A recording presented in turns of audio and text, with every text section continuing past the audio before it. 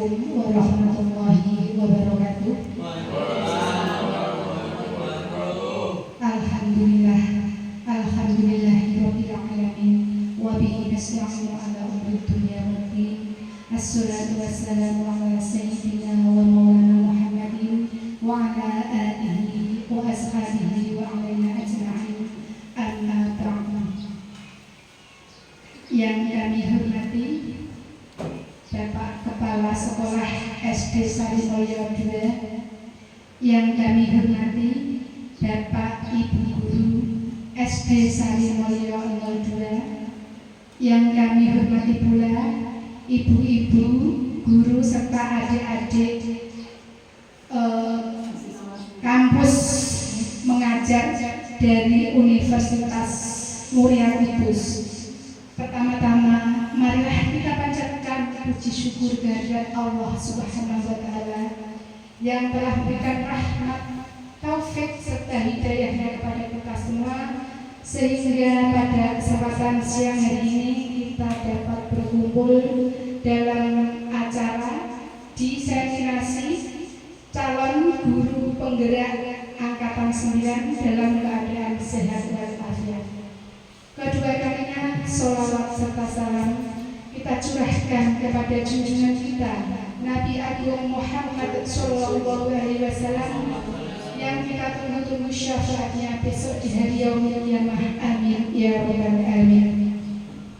Bapak Ibu guru yang kami hormati, sebelum acara pada siang hari ini kita mulai, di sini saya akan membacakan urutan acara pada siang hari ini.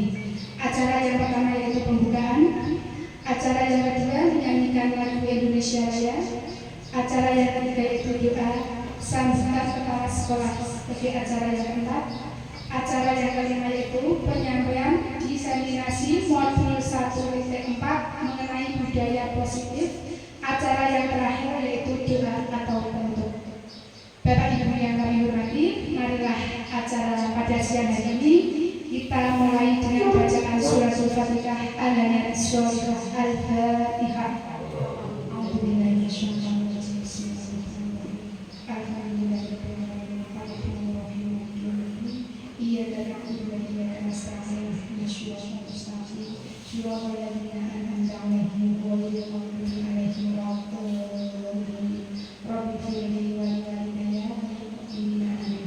Terima kasih, mudah-mudahan bacaan surah Al-Fatihah dapat membawa acara pada siang hari ini.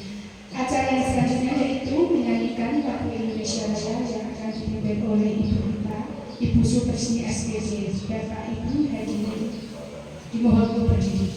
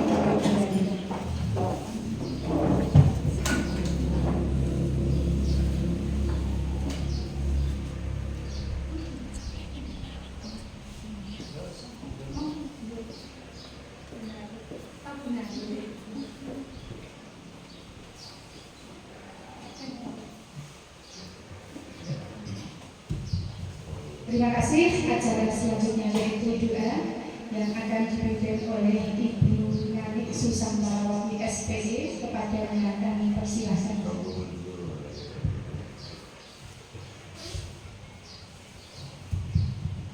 Assalamualaikum warahmatullahi wabarakatuh. Bismillahirrahmanirrahim. Alhamdulillahirabbil alamin.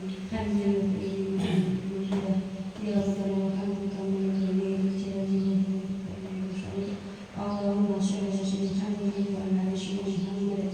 Allahumma inna nas'aluka khairan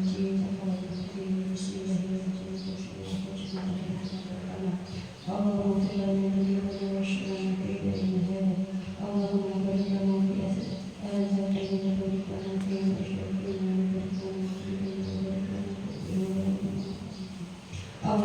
salli ala sayyidina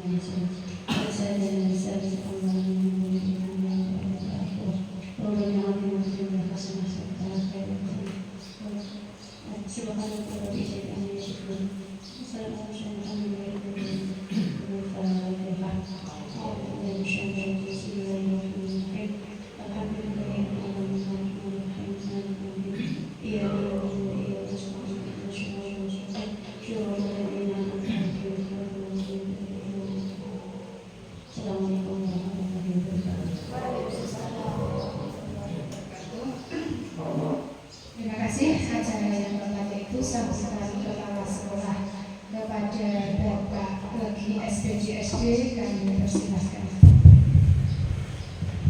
Assalamualaikum warahmatullahi wabarakatuh. Bapak-bapak, ibu-ibu, peserta diseminasi modul 1-4 yang saya hormati, sebelum saya menyampaikan sesuatu, marilah kita panjatkan puji syukur kehadirat Allah Subhanahu wa Ta'ala. Alhamdulillah, sampai kesempatan kali ini kita semua selalu diberi nikmat yang tak terhingga. Terbukti kita semua bisa berkumpul di tempat ini tanpa kurang suatu apapun. Serta salawat salam Allahumma sholli ala sayyidina Muhammad. Marilah kita aturkan para junjungan kita Nabi besar Muhammad sallallahu alaihi wasallam. Mudah-mudahan kita semua diaku sebagai umatnya dan selalu mendapat syafaat dari beliau. Amin Allahumma amin. Bapak-bapak, ibu-ibu, peserta diseminasi modul 1-4 yang saya hormati, pada kali ini melihat temanya atau judulnya diseminasi, berarti penyebar luasan informasi pada umum. Nah, dalam kali ini karena Bu Nani Sutarti selaku guru penggerak yang dalam proses saat ini itu sudah mendapat isi modul 1.4 seperti itu ya. Sedangkan yang lain karena bukan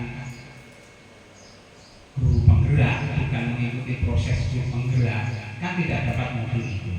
Nah, menurut saya diseminasikan, disebarluaskan apa yang sudah diperoleh Bu Nani Sutarti tentang modul 1.4 itu kepada bapak-bapak dan ibu semuanya. Jadi ini adalah penyebarluasan informasi ya apa yang sudah diperoleh oleh Ibu Nani Sutarti kepada kita semua, dengan harapan pertama informasi di majunya bidang pendidikan terutama di Indonesia, secara khusus di sekolah tempat bekerja sendiri supaya tercapai, dan semoga tujuan dari diseminasi ini dapat tercapai dan acara ini dapat berjalan dengan baik dan lancar.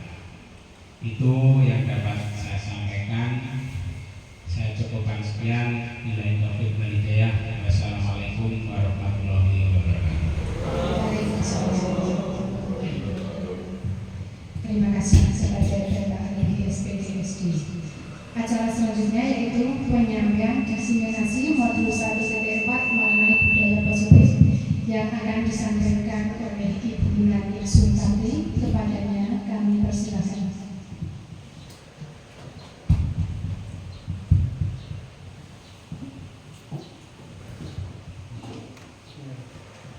Terima kasih kepada Ibu Siti Sumaria SPDSD. Bismillahirrahmanirrahim. Air bertanda-tanda, air tenang seperti belian. Izinkan saya mengucapkan salam kepada hadirin sekalian. Assalamualaikum warahmatullahi wabarakatuh. Alhamdulillahirabbil alamin. Wassalatu wassalamu ala asrofil anbiya'i wal mursalin wa ala alihi wa sahbihi ajma'in. Amma ba'du. Yang terhormat Bapak Legi SDSD selaku Kepala Sekolah SDN Sarimoyo 02, yang saya hormati Bapak Ibu Guru SDN Sarimoyo 02, serta tamu undangan teman-teman CPP, adik-adik kampus mengajar dari TMK yang berbahagia. Marilah kita panjatkan puji syukur kehadirat Allah Subhanahu wa taala, di mana pada hari ini kita telah diberikan rahmat dan hidayahnya sehingga pada hari ini kita dapat berkumpul di sini di ruangan kelas 5 dalam keadaan sehat walafiat. Sholawat serta salam senantiasa kita haturkan kepada junjungan kita Nabi besar Muhammad SAW yang kita nantikan syafaatnya di hari akhir nanti. Amin Allahumma amin. Sebelumnya saya mengucapkan ribuan terima kasih kepada Bapak Kepala Sekolah yang telah mengizinkan dan memberikan dukungannya sehingga acara pada hari ini dapat terlaksana atau dapat berjalan untuk 1 jam ke depannya. Dan saya juga berterima kasih kepada Bapak Ibu Guru semuanya karena telah hadir di sini walaupun di tengah-tengah kesibukan panjenengan semua menghadiri undangan saya untuk menyampaikan diseminasi modul 1.4 mengenai budaya positif. Tujuan saya mengadakan diseminasi ini adalah yang pertama, itu memang tugas kami sebagai CPP untuk menyampaikan aksi nyata budaya positif di sekolah kami masing-masing. Yang kedua yaitu saya ingin sedikit berbagi ilmu kepada Bapak Ibu Guru semuanya tentang apa yang saya dapatkan di pendidikan guru penggerak, karena ilmu itu tidak akan bermanfaat jika kita gunakan sendiri. Yang ketiga yaitu untuk bekerja sama dengan Bapak Ibu Guru semuanya dalam menciptakan budaya positif di sekolah kita. Karena jika hanya 1 atau 2 orang guru saja yang menjalankan, budaya positif tersebut tidak akan pernah berjalan, ya Bapak Ibu. Dan saya berdiri di sini bukan saya yang paling pintar, bukan saya yang paling banyak ilmu Bapak Ibu. Saya hanya ingin kita bersama-sama belajar, kita sama-sama mengembangkan kemampuan kita untuk menjadikan sekolah kita ini menjadi lebih baik. Nah, sekarang untuk menyingkat waktu Bapak Ibu, sebelum kita ke diseminasi, kita harus tahu dulu tujuan pendidikan yang atau filosofi pendidikan oleh Ki Hajar Dewantara. Menurut Ki Hajar Dewantara, tujuan pendidikan adalah menuntun segala kodrat yang ada pada anak-anak agar mereka dapat mencapai keselamatan dan kebahagiaan yang setinggi-tingginya, baik sebagai manusia maupun sebagai anggota masyarakat. Oleh sebab itu, pendidik itu hanya dapat menuntun tumbuh atau hidupnya kekuatan kodrat yang ada pada anak-anak agar dapat memperbaiki lakunya atau bukan dasarnya hidup dan tumbuhnya kekuatan kodrat anak. Jadi Bapak Ibu guru semuanya, untuk mencapai tujuan pendidikan, salah satunya itu adalah menciptakan budaya positif di sekolah kita. Nah, di sini di tujuan pendidikan menurut Ki Hajar Dewantara itu ada kata-kata menuntun. Menurut Bapak Ibu guru, kata-kata menuntun itu artinya apa sih Bapak Ibu guru? Menuntun, membimbing ke arah tujuan, ya bisa. Melatih berjalan, menuntun ya Pak, menggandeng ya Pak ya, menuntun, melatih untuk berjalan. Nah, di sini kata-kata menuntun itu kita sebagai guru hanya menuntun tumbuh atau hidupnya kekuatan kodrat pada anak, karena anak itu sudah mempunyai dasar-dasarnya masing-masing. Ya, kita hanya bisa memperbaiki lakunya. Anak itu sudah mempunyai jalan hidupnya masing-masing, sudah mempunyai cita-citanya masing-masing. Kita hanya dapat menuntun anak-anak tersebut agar mereka mencapai cita-cita yang diinginkan. Misalnya, contoh ya Bapak Ibu, anak didik kita ingin menjadi seorang dokter. Nah, dokter tentulah yang seperti yang kita harapkan, yaitu dokter yang mempunyai sosial tinggi, yang peduli dengan sesama, ya. Bukan dokter yang dia itu sombong, bukan dokter yang tidak peduli dengan sesama. Nah, jadi itulah tugas kita. Di sini Ki Hajar Dewantara juga mengibaratkan pendidikan itu adalah lahan pertanian. Lahan pertanian, lahan itu adalah sekolah, benihnya itu adalah siswa, dan petaninya itu kita sendiri selaku sebagai seorang guru. Jika lahan kita sudah subur, bibitnya kita mendapatkan bibit yang bagus, tetapi petaninya itu tidak memperlakukan bibit itu dengan baik, apa yang terjadi Bapak Ibu? Kira-kira jika bibit itu tidak dipelihara dengan baik, yang terjadi apa sih? Ngirus ya. Pripun Pak? Ngirsi. Ngirsi itu apa ya? Orang pupuk ya, lama-kelamaan akan mati ya. Maka untuk itu, petani itu harus memelihara bibitnya sehingga menjadi bibit yang unggul atau padi yang bagus dan padi yang unggul berkualitas nih, berkualitas. Itulah tugas kita sebagai seorang guru, menjadikan siswa kita siswa yang unggul, siswa yang terbaik ya Bapak Ibu guru, dengan cara kita memberikan ilmu atau memperbaiki lakunya, bukan hanya saja tentang ilmu tapi perilaku atau karakter siswa kita itu tersebut. Nah, demikian pengantar pertama tujuan pendidikan menurut Ki Hajar Dewantara, yang salah satunya menciptakan budaya positif. Kita masuk ke dalam materi yang pertama, yaitu budaya positif. Budaya positif di sekolah yaitu nilai dan kebiasaan di sekolah yang berpihak pada murid agar mereka dapat berkembang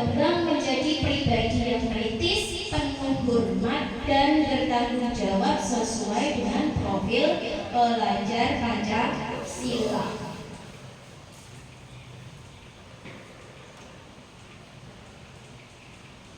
Konsep utama budaya positif, Bapak Ibu, itu ada 7. Yang pertama yaitu perubahan paradigma belajar, yang kedua disiplin positif, yang ketiga kebutuhan dasar manusia, yang keempat motivasi perilaku manusia, yang kelima restitusi posisi kontrol guru, yang keenam keyakinan kelas, serta yang ketujuh yaitu adalah segitiga restitusi.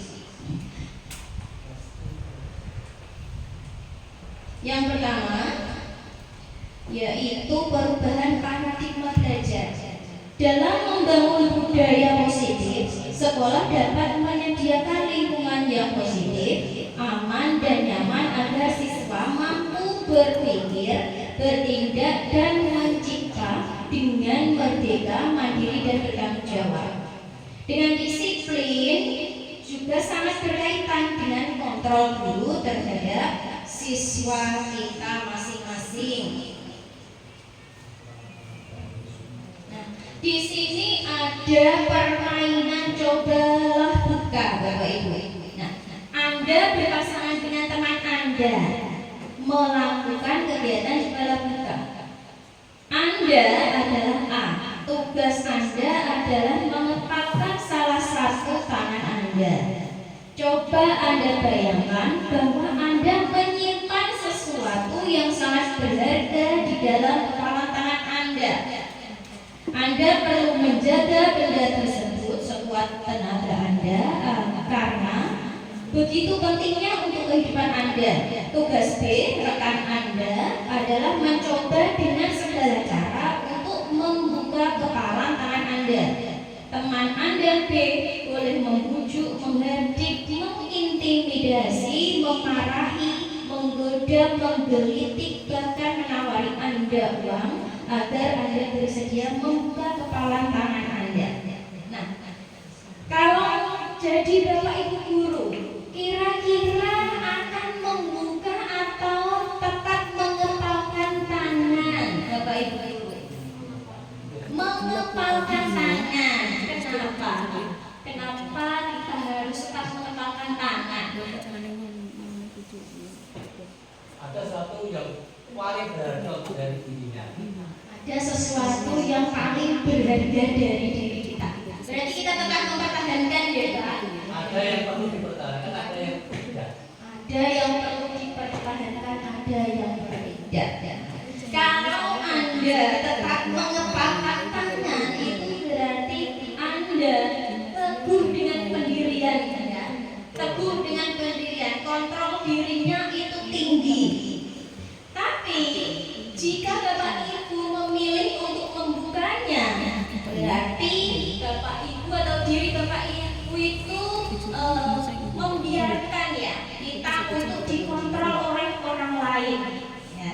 Dengan iming-iming, bujukan atau takut dimarahi itu kita sehingga kita membuka tangan kita tersebut. Nah, itulah selama ini yang kita lakukan kepada anak didik kita. Kalau saya masih seperti itu, kalau Bapak Ibu dulu bagaimana? Kita masih memarahi anak yang berbuat salah, kadang-kadang seperti itu ya Bapak Ibu. Kita lepas kontrol ya. Kalau saya akui saya masih seperti itu kadang. Kalau Bapak Ibu gimana? Masih? Enggak, aku enggak. Bukan di Pak. Oh, gitu. Gigi oke. Kalau itu pasti. Oh iya. Kasih senyuman biar nggak stres ya Pak.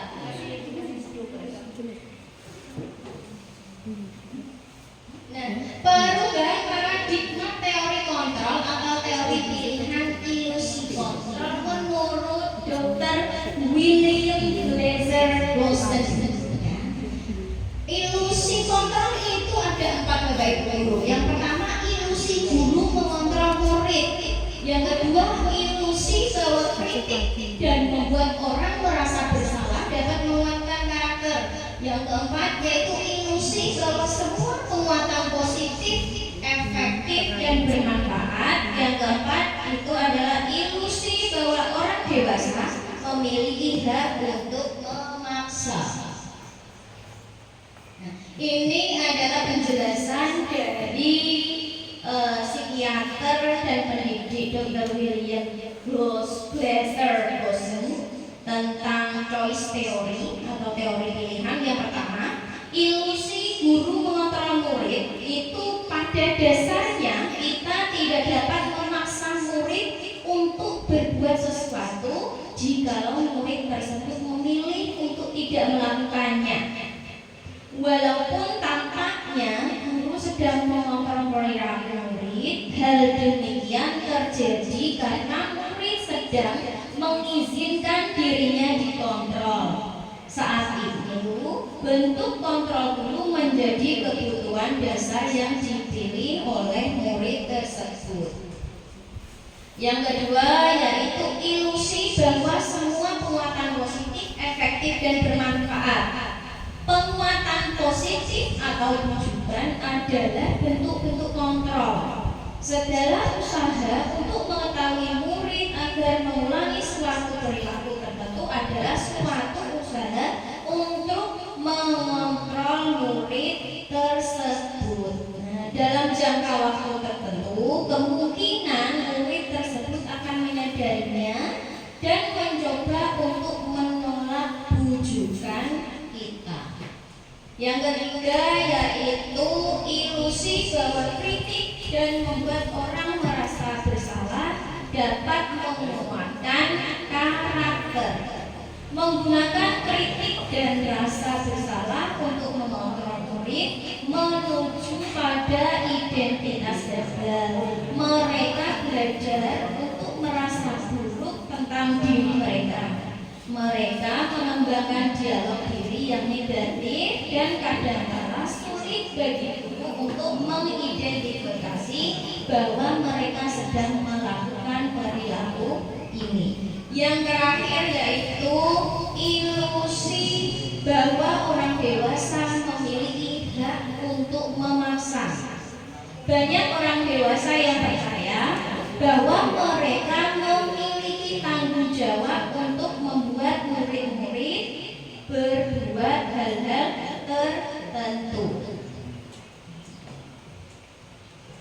Yang kedua yaitu disiplin positif. Nah, apa makna disiplin positif, Bapak Ibu? Disiplin, kata-kata disiplin itu maknanya apa menurut Bapak Ibu guru? Sesuai ya Pak, sesuai dengan ketentuan. Itu disiplin ya. Disiplin itu adalah sesuai dengan ketentuan.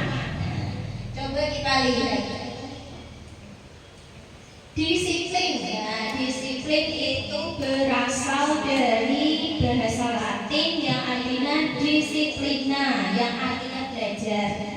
Makna asal dari kata ini berkonotasi dengan disiplin diri dari murid-murid Socrates dan Plato. Disiplin diri membuat orang menggali potensinya menuju sebuah tujuan apa yang dihargai. Namun dalam budaya kita, makna kata disiplin telah berubah menjadi sesuatu yang dilakukan seseorang pada orang lain untuk mendapatkan sebuah kepatuhan. Nah, disiplin di sini. Disiplin adalah kemampuan memerintah diri sendiri dalam mengontrol dan menguasai diri untuk memilih tindakan yang mengacu pada nilai-nilai yang kita hargai dengan penuh tanggung jawab tanpa terperintah orang lain. Nilai-nilai yang kita hargai adalah nilai-nilai kebajikan atau sifat positif manusia yang merupakan tujuan mulia yang ingin dicapai setiap individu, yaitu nilai-nilai dalam profil pelajar Pancasila. Nilai-nilai dalam pelajar profil Pancasila itu ada berapa nih Bapak Ibu? Ada 6. Apa beda? Mandiri, kreatif, bernalar kritis, beriman dan bertakwa kepada Tuhan Yang Maha Esa, berkenan, berkegiatan juga. Nah, itu adalah nilai-nilai dalam profil pelajar Pancasila. Yang ketiga yaitu kebutuhan dasar manusia. Kebutuhan dasar manusia itu ada 5. Yang pertama yaitu bertahan hidup atau survival. Yang kedua, cinta kasih atau rasa memiliki dan dimiliki atau belong. Yang ketiga, fun atau kesenangan. Yang keempat, penguasaan atau power. Yang kelima yaitu kebebasan atau kita sebut dengan freedom. Kebutuhan bertahan hidup, Bapak Ibu. Kebutuhan bertahan hidup itu adalah kebutuhan yang bersifat fisiologis. Contohnya yaitu kesehatan, rumah, dan juga makanan. Itu termasuk kebutuhan bertahan hidup. Yang kedua yaitu kebutuhan kasih sayang dan rasa diterima. Kebutuhan kasih sayang dan rasa diterima yaitu kebutuhan untuk disayangi dan diterima, meliputi kebutuhan akan hubungan dan koneksi sosial, kebutuhan untuk memberi dan menerima kasih sayang, dan kebutuhan untuk merasa menjadi bagian dari suatu kelompok. Yang ketiga yaitu penguasaan. Penguasaan itu adalah kebutuhan yang meliputi keinginan untuk dianggap berharga, bisa membuat perbedaan, bisa membuat pencapaian kompeten diakui dan dihormati oleh orang lain. Yang kelima adalah kebebasan. Kebebasan, kebutuhan akan kebebasan yaitu kebutuhan untuk bebas, adalah kebutuhan akan kemandirian, otonomi, memiliki pilihan dan mampu mengendalikan arah hidup seseorang. Kemudian yaitu kebutuhan akan kesenangan. Kebutuhan akan kesenangan yaitu kebutuhan untuk mencari kesenangan, bermain dan tertawa. Nah, ini adalah sifat dasar dari anak didik kita. Anak-anak itu adalah senangnya bermain, kodratnya itu adalah bermain. Maka kebutuhan kesenangan ini sangat disenangi oleh anak-anak. Nah, di sini ada sebuah kasus, Bapak Ibu. Ibu Ria, guru kelas 6 di SD Permai, sedang bingung menghadapi ulah salah satu murid di kelas bernama Agus. Beberapa anak telah datang dan mengeluhkan Agus yang seringkali meminta bekal makan siang mereka dengan paksa. Jika Anda menghadapi situasi seperti Bu Ria, apa yang akan Anda lakukan? Menurut Anda, kira-kira apa alasan Agus melakukan hal itu? Kira-kira bagaimana Bapak Ibu? Kalau kita menjadi Bu Ria, ya, menjadi Bu Ria, menghadapi anak yang selalu meminta makanan kepada temannya, kira-kira bagaimana? Mencari informasi keadaan Agus. Mencari informasi keadaan Agus, ya. Mencari informasi keadaan Agus. Kenapa dia selalu meminta makanan kepada anaknya, ya Pak? Ya, betul, Pak Wik, betul, ya. Kita harus mencari tahu dulu Cari tahu dulu kenapa Agus itu selalu meminta makanan kepada temannya.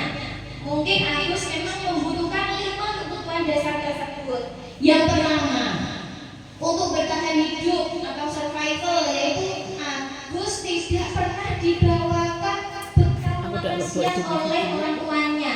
Itu termasuk kebutuhan untuk bertahan hidup. Yang kedua, dengan meminta makanan tersebut, Agus ingin diperhatikan oleh temannya.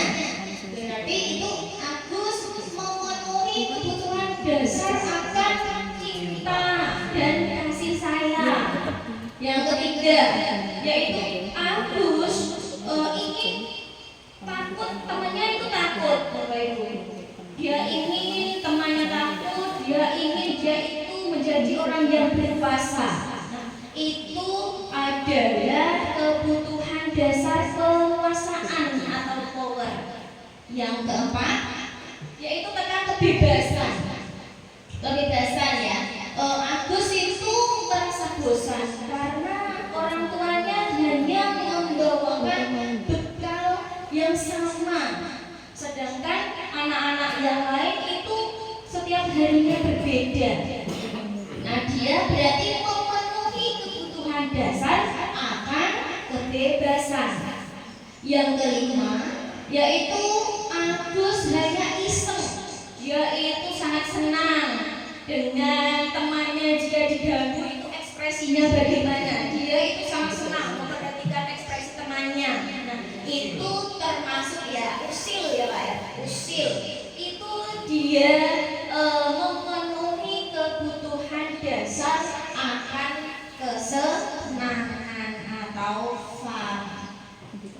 Yang keempat, yaitu semua perilaku memiliki tujuan. Nah, di sini ada 3 teori motivasi perilaku manusia.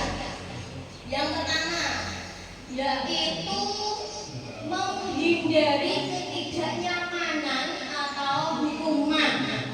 Contohnya, seperti kita seorang guru mengikuti suatu seminar yang ditugaskan oleh sekolah atau korwil. Nah, itu termasuk motivasi eksternal ya Bapak Ibu ya, karena kita diperintah oleh instansi yang kita bekerja ya. Itu termasuk motivasi eksternal karena diperintah oleh sekolah atau korwil. Yang kedua yaitu untuk mendapatkan imbalan dari orang lain atau instansi. Kita mengikuti seminar itu pasti kita akan mendapatkan suatu penghargaan atau piagam itu juga termasuk imbalan ya Bapak Ibu. Jadi itu masih termasuk motivasi eksternal. Yang ketiga yaitu untuk menghargai diri sendiri. Kita mengikuti suatu seminar itu dengan tujuan kita mengembangkan kemampuan kita agar kita bisa menjadi lebih baik. Berarti itu timbul dari diri kita sendiri. Berarti itu termasuk motivasi internal atau tujuan dari disiplin positif. Di sini ada suatu kasus yang akan membedakan hukuman atau konsekuensi ya. Iva kurang menguasai pelajaran matematika sehingga pada saat pelajaran tersebut berlangsung dia lebih banyak berdiam diri atau menggambar di buku pelajarannya. Pada saat guru matematikanya Pak Seno menanyakan pertanyaan, Iva menjadi gugup dan tak sengaja menjatuhkan tasnya dari kursi serta tiba-tiba menjadi gagap pada saat berupaya menjawab. Seluruh kelas pun tertawa melihat perilaku Iva yang bicara tergagap dan terkejut tersebut. Pak Seno pada saat itu membiarkan teman-teman Iva yang tergagap dan malu luar biasa, dan malahan minta Iva untuk maju ke depan dan berdiri di depan kelas sambil menunjuk hidungnya karena tidak bisa menjawab pertanyaan Pak Seno. Kelas makin gaduh dan anak-anak pun tertawa melihat Iva di depan kelas memegang ujung hidungnya. Nah, kalau menurut Bapak Ibu, apakah Bapak Ibu setuju dengan tindakan Pak Seno terhadap Iva? Tidak. Mengapa Bapak Ibu? Kenapa tidak setuju? Termasuk hukuman. Akan memperbesar kemaluan Agus Iva akan di depan teman-temannya. Iva akan menjadi malu ya Pak ya. Dia akan malu, kepercayaan dirinya akan mentalnya akan menjatuhkan mental anak tersebut atau Iva. Nah, tindakan Pak Agus terhadap Iva adalah sebuah hukuman atau konsekuensi. Hukuman karena Iva tadi disuruh ke depan ya, disuruh ke depan dengan memegang hidungnya. Nah, itu termasuk suatu hukuman. Nah, ini adalah perbedaan hukuman dan konsekuensi. Hukuman, perbedaan hukuman dan konsekuensi. Hukuman itu adalah sesuatu yang menyakitkan, harus terjadi. Kalau konsekuensi itu memang sesuatu yang harus terjadi. Yang kedua, hukuman itu membuat anak sakit. Nah, untuk jangka waktu yang lama. Konsekuensi yaitu membuat anak merasa tidak nyaman dalam jangka waktu pendek. Yang ketiga, anak membenci kedisiplinan. Nah, kalau konsekuensi, anak akan menghargai disiplin. Kemudian hukuman itu adalah suatu paksaan, sedangkan konsekuensi itu adalah stimulus tanggapan. Kemudian hukuman itu juga mendorong anak menyakiti diri sendiri. Tetapi kalau konsekuensi itu mendorong anak agar mudah menyesuaikan diri. Kemudian ada anak belajar untuk menyembunyikan kesalahan. Kalau konsekuensi itu anak belajar untuk mematuhi peraturan.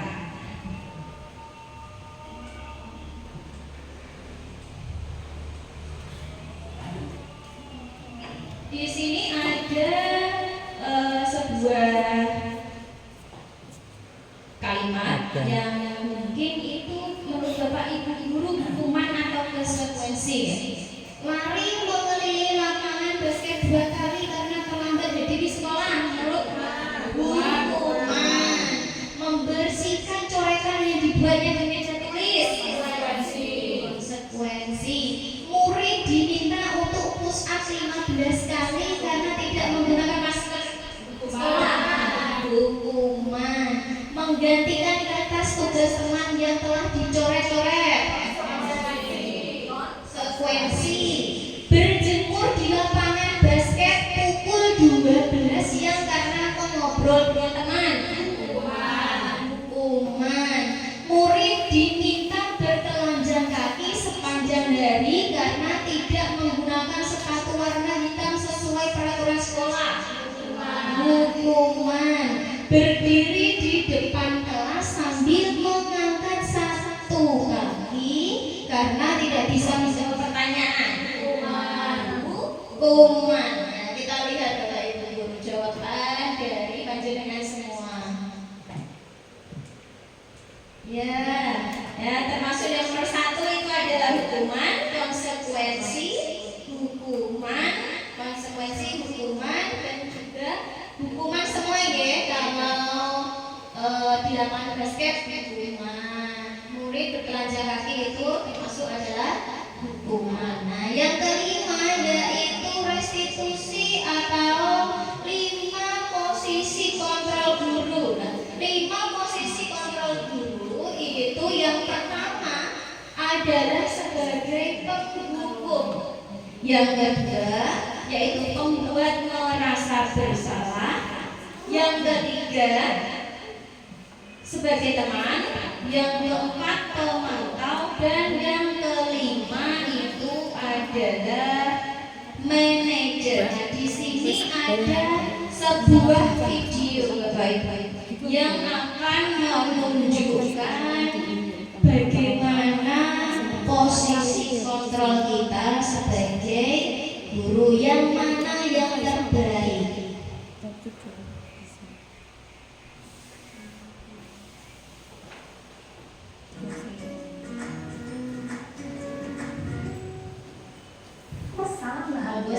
Disaksikan terlebih dahulu.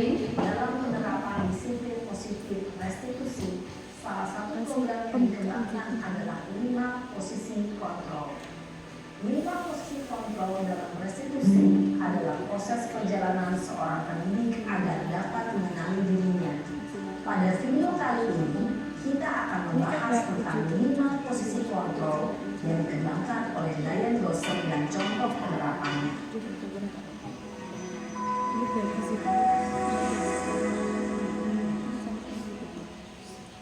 5 posisi kontrol itu adalah: 1. Posisi penghukum. 2. Posisi pembuat merasa bersalah.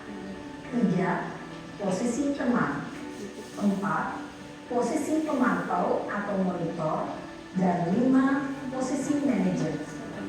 Untuk lebih memahami kelima posisi tersebut, mari kita saksikan kasus Naren yang terlambat hadir 20 menit di sekolah dan melihat bagaimana kelima posisi kontrol dalam menghadapi masalah tersebut.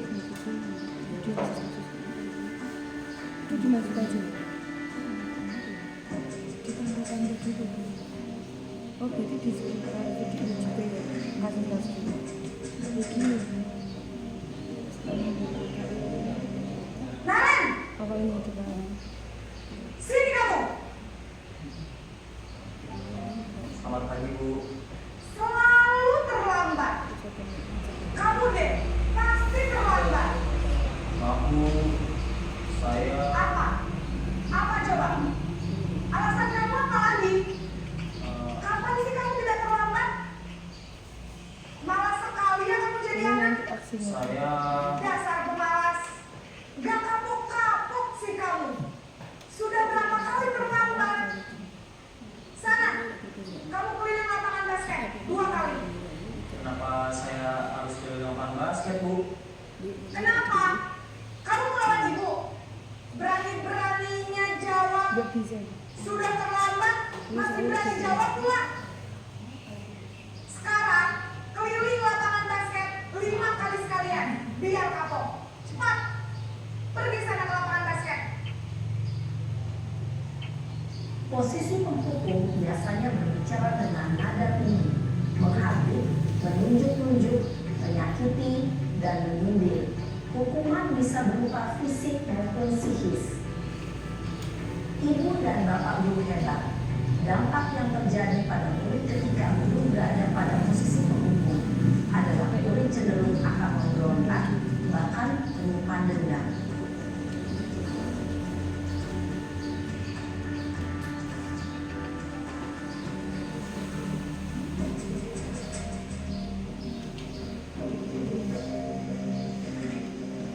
Ini nanti kita selesai. Naren! Ini jelasin lagi. Guru pengguna apa? Selamat pagi Bu. Naren, kamu kenapa terlambat lagi, nak? Ya Tuhan, Naren. Kamu senang ya bikin ibu susah ya? Kalau kamu terlambat lagi, nanti ibu yang ditegur bapak kepala sekolah, nak. Disangka ibu tidak bisa membina kamu. Duh, gimana ini? Ini kembali ini. Maaf Bu. Duh, Gusti Naren. Kamu suka ya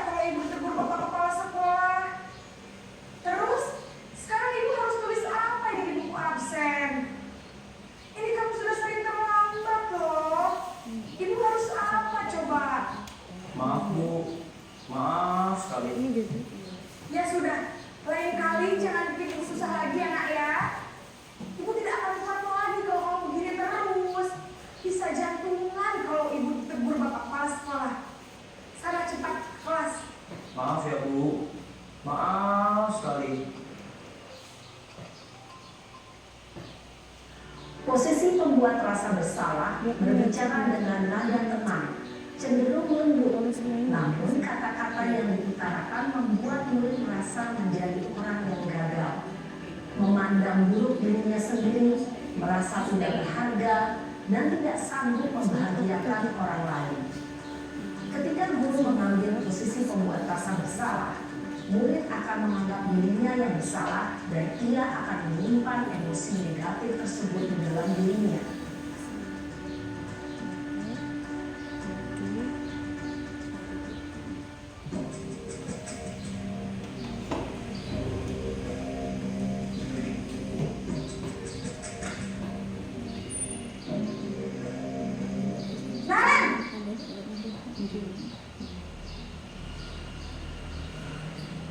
Biasa namanya budgeting ya?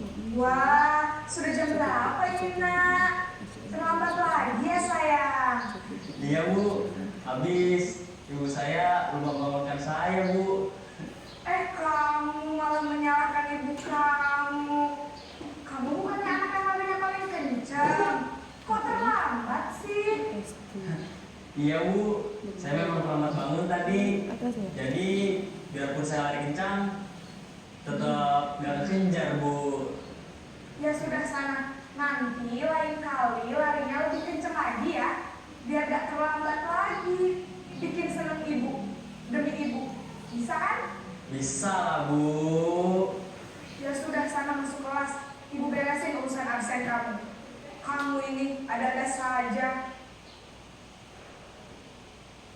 Dalam posisi teman, guru berbicara dengan nada suara ramah, akrab, cenderung bersenda gurau untuk menjaga suasana tetap santai.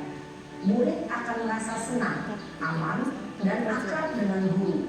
Identitas yang tercipta adalah identitas sukses atau berhasil. Namun, perlu diingat, karena ini masih dorongan eksternal, maka ada faktor ketergantungan dari murid kepada orang tertentu. Di sini guru aksennya, sehingga di lain waktu murid bisa berperilaku baik, namun hanya kepada orang-orang tertentu saja.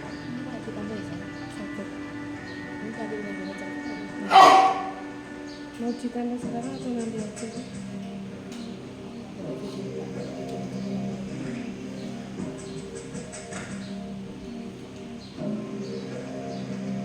Naren!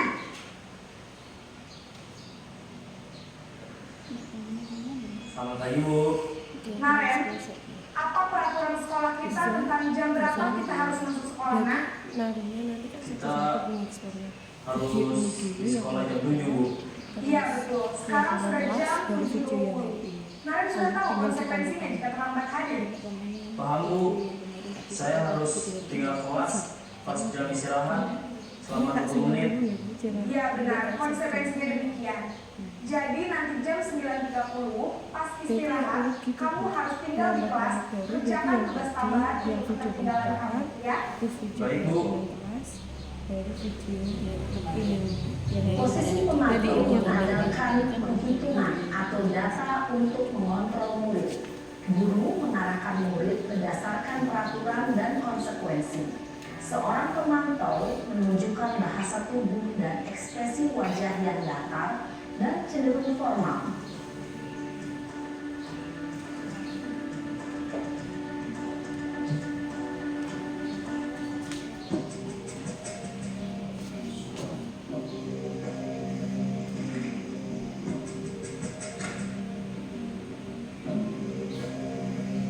Naren!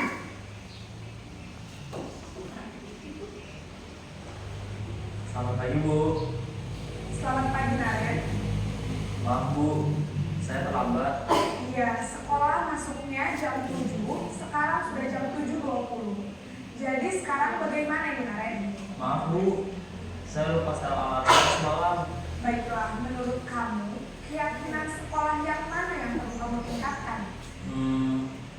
Menghargai diri sendiri dan orang lain mungkin ya Bu. Setuju. Jadi, apakah Naren meyakini prinsip saling menghormati tersebut? Iya Bu, saya meyakininya. Apakah Naren bersedia memperbaiki masalah keterlambatan ini? Bersedia Bu. Bagaimana kamu akan perbaiki masalah keterlambatan ini? Saya akan coba untuk tidak lupa menyetel alarm saya, Bu. Baik, kalau Naren lupa menyetel alarm di rumah, ada orang yang kira-kira bisa bantu mengingatkan tidak? Ada, Bu. Kakak saya, Kak Emma. Ada lagi selain Kak Emma? Selain Kak Emma, ada ibu saya. Baik, jadi yang mengingatkan Naren adalah Kak Emma dan ibu kamu ya? Kira-kira akan mulai start alarm kapan nih Naren? Setelah pulang sekolah, akan segera saya lakukan, Bu. Baik, jadi Naren akan setel alarm untuk bangun besok pagi dan akan diingatkan oleh kakak dan ibunda Naren ya. Ada lagi yang mungkin perlu dilakukan Naren agar tidak terlambat bangun lagi? Tidak ada, Bu. Baik Naren, terima kasih untuk kerjasama kamu. Sekarang kamu perlu kembali ke kelas untuk belajar. Baik, Bu. Terima kasih. Posisi manajer adalah posisi kontrol yang disarankan untuk membimbing murid memiliki sikap disiplin yang positif, yaitu murid yang mandiri, bertanggung jawab, dan dapat memecahkan masalah. Tujuan dari posisi ini adalah agar murid dapat berefleksi atas tindakannya. Guru akan dengan tulus memberikan pertanyaan-pertanyaan bermakna, sehingga membuat murid dapat belajar dari kesalahannya dan mencari sebuah solusi untuk menyelesaikannya. Ibu dan bapak guru hebat, setelah mengamati adegan kelima posisi kontrol tadi, kira-kira posisi mana yang paling ideal? Posisi mana yang dapat menunjang motivasi intrinsik murid? Ya, tentu posisi manajer. Posisi ini memang posisi ideal dan ingin dituju setiap pendidik. Pada posisi inilah, guru dapat menerapkan disiplin positif yang berpihak pada murid, yang memerdekakan murid. Perjalanan seorang pendidik tentunya tidak mudah untuk sampai pada posisi seorang manajer. Namun, tujuan kita pasti, yaitu menciptakan murid-murid yang mandiri, merdeka, dan bertanggung jawab. Semoga penggambaran 5 posisi kontrol yang telah diperlihatkan ini dapat menjadi ajang refleksi bagi kita semua agar dapat terus mengasah dan menerapkan disiplin positif yang memerdekakan murid. Mari terus berlatih dan bersemangat. Selamat menerapkan. Salam dan bahagia Ibu dan Bapak Guru hebat.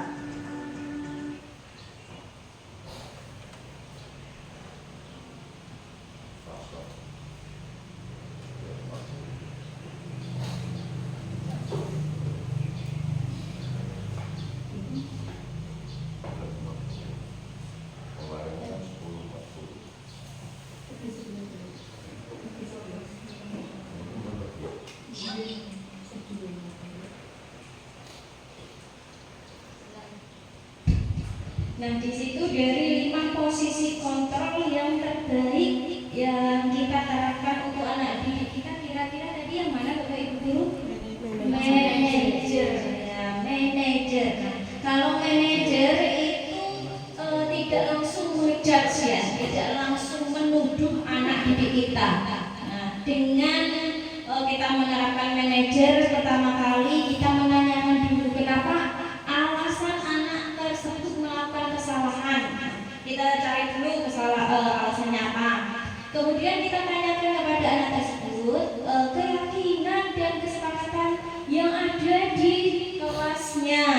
Yang kemudian yang ketiga yaitu kita dengan anak tersebut menanyakan bagaimana cara memperbaiki kesalahan tersebut. Bukan langsung kita kamu harus gini gitu ya, tapi itu dari diri anak tersebut, dari dalam diri anak tersebut yang ingin memperbaiki kesalahannya. Jadi posisi manajer ini yang harus kita terapkan kepada anak didik kita. Nah, yang keenam tentang keyakinan kelas. Keyakinan kelas adalah nilai-nilai kebajikan atau prinsip-prinsip universal yang disepakati bersama secara universal, lepas dari perbedaan agama, suku, negara, dan bahasa. Menurut dosen pada tahun 1998, keyakinan akan lebih memotivasi seseorang dari dalam atau intrinsik. Seseorang akan lebih bersemangat untuk menjalankan keyakinannya daripada hanya sekedar mengikuti sebuah peraturan. Jadi apa perbedaan antara keyakinan dan peraturan menurut Bapak Ibu? Keyakinan dan peraturan itu perbedaannya bagaimana? Menurut pandangan dari Bapak Ibu, keyakinan dan peraturan.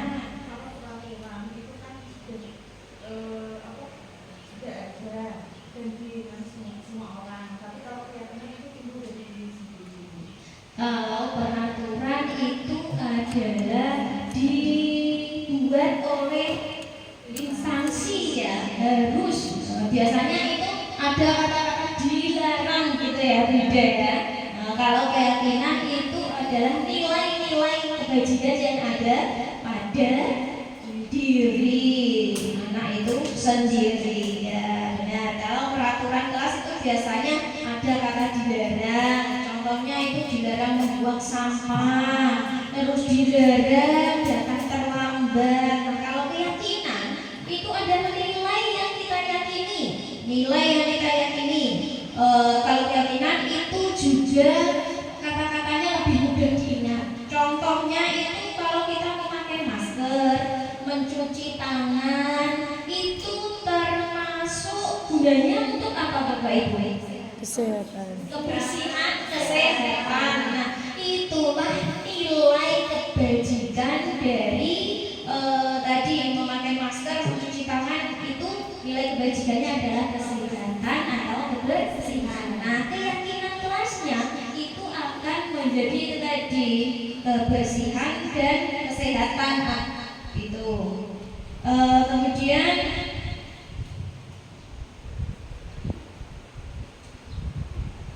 Kemudian Bapak Ibu, ini ada sebuah peraturan. Nah, menurut Bapak Ibu nanti keyakinan kelasnya bagaimana? Selalu kembalikan buku ke tempatnya. Keyakinan kelasnya itu apa? Jawab. Dilarang mengganggu orang lain. Menghargai ya. Hadir di sekolah 15 menit sebelum pembelajaran dimulai. Disiplin. Dilarang melakukan kekerasan. Dilarang menghargai ya, menghargai atau menghormati. Dilarang menggunakan narkoba. Kesehatan. Bergantian atau menunggu giliran. Kesabaran ya, kesabaran. Gunakan masker. Kesehatan. Jangan berlari di kelas atau koridor. Keselamatan. Nah, coba ini jawaban dari Bapak Ibu guru ya, benar ya. Tanggung jawab, menghormati, kalau menggunakan narkoba itu adalah kesehatan. Bergantian atau menunggu giliran itu menghormati orang lain atau bersabar. Jangan berlari itu adalah keselamatan atau kesehatan. Nah, di sini ada pembentukan keyakinan kelas. Nah, di sini pembentukan keyakinan kelas yang pertama, keyakinan kelas itu bersifat abstrak, lebih rinci dan konkret. Kemudian keyakinan kelas itu berupa pernyataan universal. Keyakinan kelas itu dibuat dengan bentuk positif. Kemudian keyakinan kelas hendaknya tidak terlalu banyak sehingga mudah diingat dan dipahami. Kemudian keyakinan kelas sebaiknya sesuatu yang dapat diterapkan di lingkungan tersebut. Semua warga kelas ikut berkontribusi dan dalam pembuatan keyakinan kelas lewat kegiatan curah pendapat, dan yang terakhir bersedia meninjau kembali keyakinan kelas dari waktu ke waktu. Ini adalah kemarin contoh saya membuat keyakinan kelas beserta anak didik saya, yaitu kelas 5.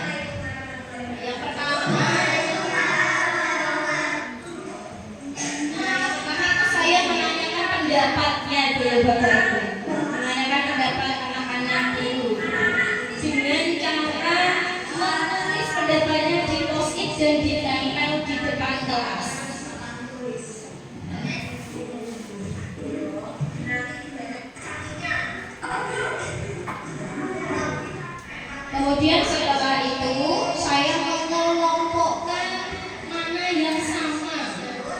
Pendapat anak-anak mana yang sama itu saya kelompokkan. Kemudian saya menanyakan kepada mereka tentang nilai kebajikan yang ada pada pendapat mereka tersebut. Nah, setelah itu mereka menyetujui dan menandatangani semua keyakinan kelas mereka. Nah, itu adalah baru masuk kemarin saya membuat keyakinan kelas pada anak-anak. Yang ketujuh yaitu segitiga restitusi. Ini yang terakhir berarti. Segitiga restitusi. Segitiga restitusi itu adalah proses menciptakan kondisi bagi murid untuk memperbaiki kesalahan mereka, sehingga mereka bisa kembali pada kelompok mereka dengan karakter yang lebih kuat. Nah, dengan melalui restitusi ini guru dapat membantu murid menjadi lebih memiliki tujuan, disiplin positif, serta memulihkan dirinya setelah berbuat salah. Kemudian yang kedua, membantu murid untuk jujur pada diri sendiri dan mengevaluasi dampak dari kesalahan yang dilakukan. Dan yang ketiga yaitu memberi penawaran dan bukan pemaksaan. Segitiga restitusi itu ada 3 cara ya untuk menentukannya, yaitu yang pertama, 1. Menstabilkan identitas. Yang kedua yaitu validasi kebutuhan, dan yang ketiga yaitu menanyakan keyakinan. Yang pertama yaitu menstabilkan identitas. Menstabilkan identitas itu biasanya kita menanyakan pertanyaan yang seperti ini, Bapak Ibu. Berbuat salah itu tidak apa-apa. Tidak ada manusia yang sempurna. Bapak atau Ibu tidak tertarik untuk mencari tahu siapa yang benar, siapa yang salah. Bapak Ibu lebih tertarik untuk menyelesaikan masalah. Itu adalah pertanyaan-pertanyaan yang kita gunakan dalam menstabilkan identitas. Dan yang kemudian yang kedua yaitu validasi tindakan yang salah. Validasi tindakan yang salah, nah itu membantu murid kita mengenali kebutuhan dasar yang ingin dipenuhinya ya. Biasanya kita itu menanyakan seperti ini, kamu pasti punya alasan mengapa melakukannya. Kamu boleh tetap berusaha menjaga sikap itu, tapi tambahkan sikap yang lain.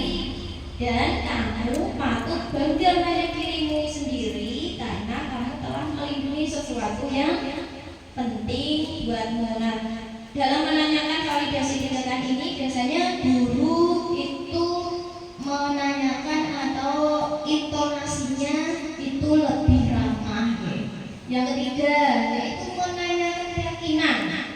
Anak-anak itu melihat kesalahannya kemudian dihubungkan dengan norma sosial dan nilai-nilai dasar manusia. Biasanya pertanyaan yang kita ajukan itu adalah apa nilai yang kita percaya di kelas atau sekolah kita. Yang kedua, apa nilai-nilai umum yang kita telah sepakati.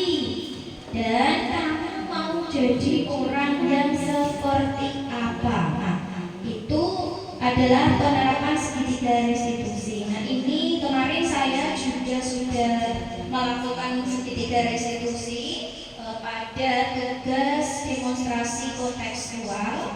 Nah, ini akan saya tanyakan sebentar ya.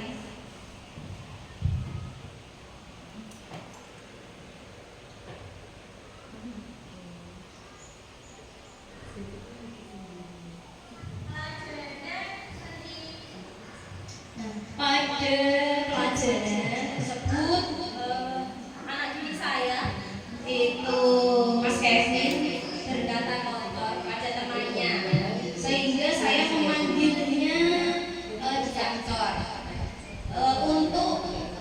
restitusi itu sebaiknya anak yang salah itu kita bawa ke tempat tersendiri agar teman-temannya tidak mengetahui, agar dia tidak merasa malu kalau dia itu melakukan suatu kesalahan. Nah, ini kemarin saya contoh dari segitiga restitusi yang saya terapkan di kelas saya.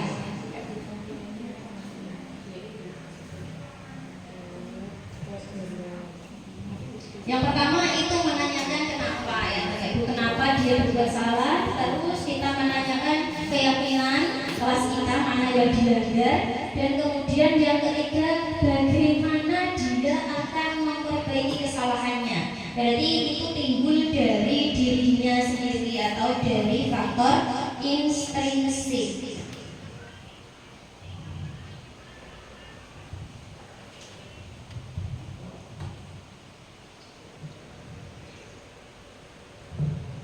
Nah, terima kasih.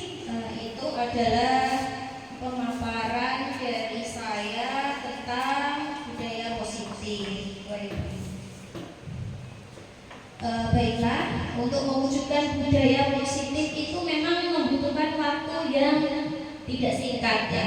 Itu memerlukan suatu proses yang lama yang melibatkan semua pihak atau warga sekolah. Untuk itu, marilah kita bergandengan tangan, Bapak Ibu guru semua saling mendukung dan saling berkolaborasi untuk mewujudkan budaya positif demi anak didik kita dan juga demi bangsa dan negara kita.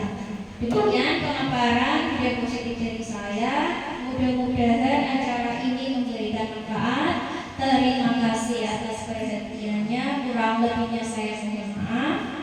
Bu Dewi pergi mengaji, ulang-ulang membawa pisang. Usai sudah acara hari ini. Terima kasih dan semoga berkesan. Wabillahi taufiq wal hidayah. Wassalamualaikum warahmatullahi wabarakatuh.